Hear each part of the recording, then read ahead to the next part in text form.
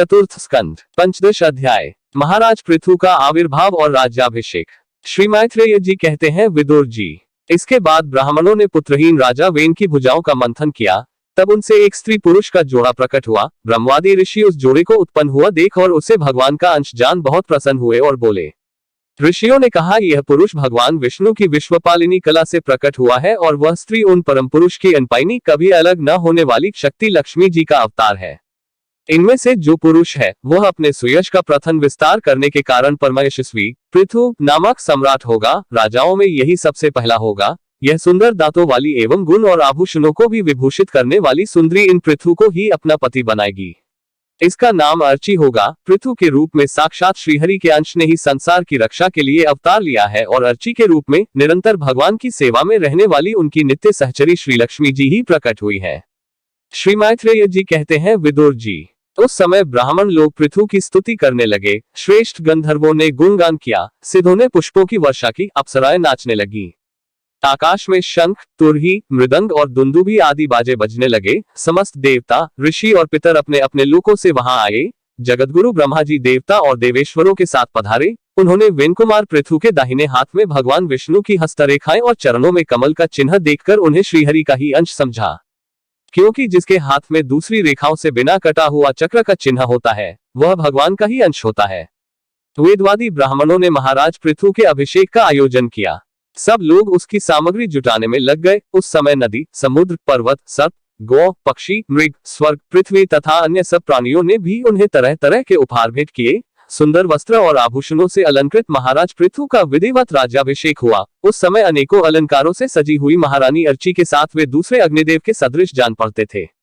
वीर विदुर जी, उन्हें कुबेर ने बड़ा ही सुंदर सोने का सिंहासन दिया तथा वरुण ने चंद्रमा के समान श्वेत और प्रकाशमय छत्र दिया, जिससे निरंतर जल की फुहियां जलती रहती थी। वायु ने 2 चंवर, धर्म ने कीर्तिमय माला, इंद्र ने मनोहर मुकुट, यम ने दमन करने वाला दंड, ब्रह्मा ने वेदमय कवच, सरस्वती ने सुंदरहार, विष्णु भगवान ने सुदर्शन चक्र, विष्णु प्रिय लक्ष्मी जी ने अविचल संपत्ति, रुद्र ने 10 चंद्राकर चिन्हों से युक्त कोश वाली तलवार, अंबिका जी ने 100 चंद्राकर चिन्हों वाली ढाल, चंद्रमा ने अमृतमय अश्व, त्वष्टा विश्वकर्मा ने सुंदर रथ, अग्नि ने बकरे और गौ के सींगों का बना हुआ सुदृढ़ धनुष, सूर्य ने तेजो में बाण, पृथ्वी ने चरण स्पर्श मात्र से अभीष्ट स्थान पर पहुंचा देने वाली योगमयी पादुकाएं, आकाश के अभिमानी देव देवता ने नित्य नूतन पुष्पों की माला, आकाश विहारी सिद्ध गंधर्वादी ने नाचने गाने बजाने और अंतर्धान हो जाने की शक्तियां, ऋषियों ने अमोघ आशीर्वाद, समुद्र ने अपने से उत्पन्न हुआ शंख तथा 7 समुद्र, पर्वत और नदियों ने उनके रथ के लिए बरोक टोक मार्ग उपहार में दिए। इसके पश्चात सूत, मागध और वंदीजन उनकी स्तुति करने के लिए उपस्थित हुए। तब उन स्तुति करने वालों का अभिप्राय समझकर वेनपुत्र परम प्रतापी महाराज पृथु ने हंसते हुए मेघ के समान गंभीर वाणी में कहा। पृथु ने कहा, सौम्य सूत, मागध और वंदीजन, अभी तो लोक में मेरा कोई भी गुण प्रकट नहीं हुआ, फिर तुम किन गुणों को लेकर मेरी स्तुति करोगे? मेरे विषय में तुम्हारी वाणी व्यर्थ नहीं होनी चाहिए, इसलिए मुझसे भिन्न किसी और की स्तुति करो।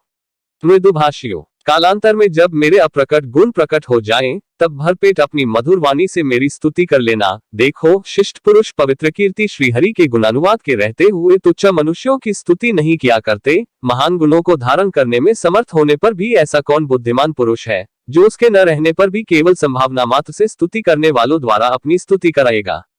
यदि यह विद्याभ्यास करता तो इसमें अमुक अमुक गुण हो जाते। इस प्रकार की स्तुति से तो मनुष्य की वंचना की जाती है। वह मंदमती यह नहीं समझता कि इस प्रकार तो लोग उसका उपहास ही कर रहे हैं, जिस प्रकार लज्जाशील उदार पुरुष अपने किसी निंदित पराक्रम की चर्चा होनी बुरी समझते हैं, उसी प्रकार लोकविख्यात समर्थ पुरुष अपनी स्तुति को भी निंदित मानते हैं। सुदगुण, अभी हम अपने श्रेष्ठ कर्मों के द्वारा लोक में अप्रसिद्ध ही हैं। हमने अब तक कोई भी ऐसा काम नहीं किया है जिसकी प्रशंसा की जा सके। तब तुम लोगों से बच्चों के समान अपनी कीर्ति का किस प्रकार गान कराओ।